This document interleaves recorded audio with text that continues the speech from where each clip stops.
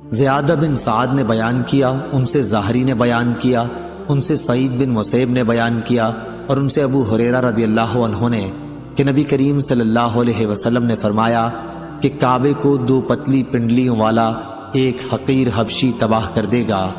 صحیح بخاری حدیث نمبر 1591۔ لیث نے بیان کیا، ان سے عقیل نے، ان سے ابن شہاب نے، ان سے عروہ نے، اور ان سے عائشہ رضی اللہ عنہا نے بیان کیا۔ دوسری سند امام بخاری رحمہ اللہ نے کہا، اور مجھ سے محمد بن مقاتل نے بیان کیا، انہوں نے کہا کہ مجھے عبداللہ بن مبارک نے خبر دی، انہوں نے کہا کہ ہمیں محمد بن ابی حفصہ نے خبر دی، انہیں زہری نے، انہیں عروہ نے، اور ان سے ام المومنین حضرت عائشہ صدیقہ رضی اللہ عنہا نے بیان فرمایا کہ رمضان کے روزے فرض ہونے سے پہلے مسلمان عاشورہ کا روزہ رکھتے تھے۔ عاشورہ ہی کے دن جاہلیت میں کعبے پر غلاف چڑھایا جاتا تھا۔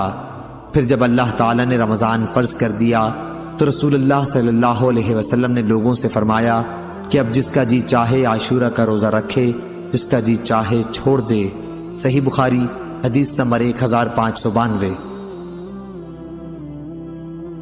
ابراہیم بن طہمان نے بیان کیا، ان سے حجاج بن حجاج اسلمی نے، ان سے قتادہ نے، ان سے عبداللہ بن ابی عتبہ نے، اور ان سے ابو سعید خدری رضی اللہ عنہ نے، اور ان سے نبی کریم صلی اللہ علیہ وسلم نے فرمایا بیت اللہ کا حج اور عمرہ یاجوج اور ماجوج کے نکلنے کے بعد بھی ہوتا رہے گا۔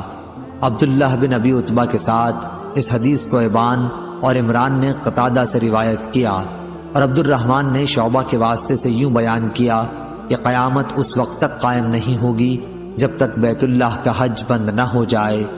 امام بخاری نے کہا کہ پہلی روایت زیادہ راویوں نے بیان کی ہے، اور قتادہ نے عبداللہ بن عتبہ سے سنا، اور عبداللہ نے ابو سعید خدری رضی اللہ عنہ سے سنا۔ صحیح بخاری حدیث نمبر 1593۔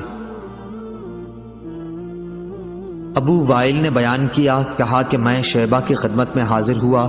دوسری سند اور ہم سے قبیصہ نے بیان کیا، کہا کہ ہم سے سفیان نے واصل سے بیان کیا، اور ان سے ابو وائل نے بیان کیا کہ میں شیبہ کے ساتھ کعبے میں کرسی پر بیٹھا ہوا تھا، تو شیبہ نے فرمایا کہ اسی جگہ بیٹھ کر عمر رضی اللہ عنہ نے ایک مرتبہ فرمایا کہ میرا ارادہ یہ ہوتا ہے کہ کعبے کے اندر جتنا سونا چاندی ہے اسے نہ چھوڑوں جسے زمانہ جاہلیت میں کفار نے جمع کیا تھا، بلکہ سب کو نکال کر مسلمانوں میں تقسیم کر دوں۔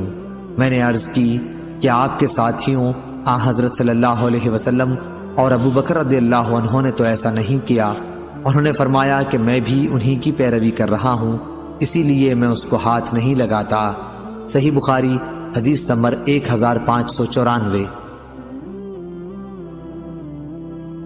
ابن ابی ملیکہ نے بیان کیا، ان سے عبداللہ بن عباس رضی اللہ عنہ نے، اور ان سے نبی کریم صلی اللہ علیہ وسلم نے فرمایا گویا میری نظروں کے سامنے وہ پتلی ٹانگوں والا سیاہ آدمی ہے جو خانہ کعبہ کے ایک ایک پتھر کو اکھاڑ پھینکے گا۔